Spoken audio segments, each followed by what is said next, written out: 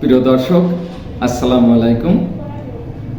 আসলে জন্ডিস, যেগুলো সাধারণ জন্ডিস, এগুলো সাধারণত ভয়াবহ হয় না, তবে অনেক ক্ষেত্রে এটা ভয়াবহ হয়।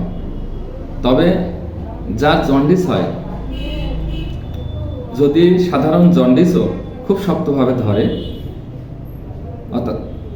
অর্থাৎ তার বিলিরুবিন যদি উপরে উঠে যায়, তাহলে রোগী কিন্তু অনেক কষ্ট পায়।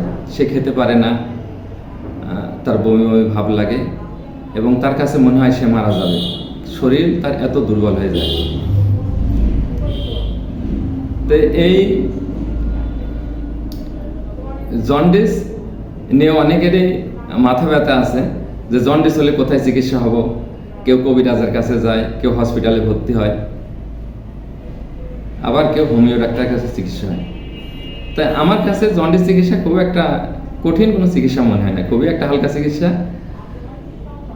তো আমি একটা জন্ডিস রোগী দেখাবো, যিনি মাত্র 2 সপ্তাহ আমার কাছে চিকিৎসা হয়েছেন এবং তার বিলিরুবিন ছিল 8 পয়েন্ট সামথিং।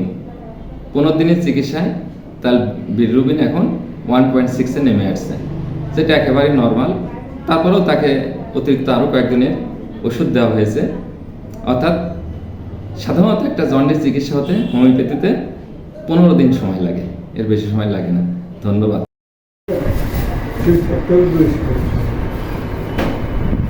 একটু উপরের দিকে আমার দিক তাকান।